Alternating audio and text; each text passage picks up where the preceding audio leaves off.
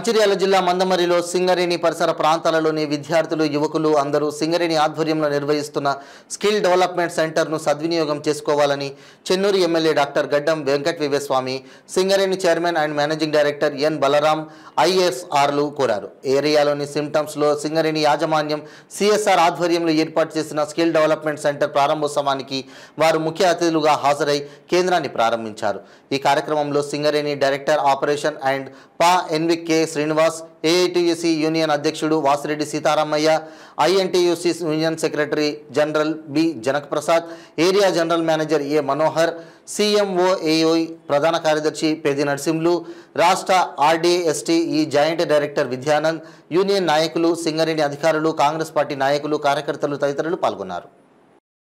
అందరికీ SLPC staff ఈ కార్యక్రమంలో పాల్గొంటున్న ప్రతి ఒక్కరికి పేరు పేరున ధన్యవాదాలు. సో ఈరోజు నాకు ప్రత్యేకంగా చాలా సంతోషమైన రోజు. ఒక స్కిల్ డెవలప్మెంట్ అనేది ఎలా అంటే ఈరోజు దీనికి ప్రారంభించడానికి మనము ముఖ్యమంత్రి వర్యులు వారు, అలాగే ఎమ్మెల్యే గారు దేవక్ సాబ్ వాళ్ళు అన్నారు ఏంటంటే మనము ఒక సంక్షేమ పాలన భాగంగా, ఉద్యోగ కల్పనలో భాగంగా స్కిల్ డెవలప్మెంట్ అనేది చాలా ఉపయోగపడతాయి. వారు అలాగే వివేక్ సార్ ప్రత్యేకంగా ముఖ్యమంత్రి వర్యులతో 4-5 సార్లు మాట్లాడడం జరిగింది. స్కిల్ డెవలప్మెంట్ కావాలని నాకు ఇమీడియట్గా అడగడం జరిగింది. అడిగింది తడవుగా ఒకసారి లెటర్ పంపించమని చెప్పాను. అసలు లెటర్ రోజు మెసేజ్ పెట్టేయమని చెప్పాను. ఇమ్మీడియట్గా మెసేజ్ పెట్టేశారు. ఇమ్మీడియట్గా అది కూడా వాళ్ళు ఢిల్లీలో ఉన్నారు సార్, ఢిల్లీలో ఉన్నారు. సరే లెటర్ కూడా అవసరం, మెసేజ్ పెట్టేయమని చెప్పాను. అరే నువ్వు ఎందుకు నీ డ్యూటీ చేయలేదు? నీ పైన కూడా బాధ్యత ఉంది, పని చేసే బాధ్యత మనపై ఉంది.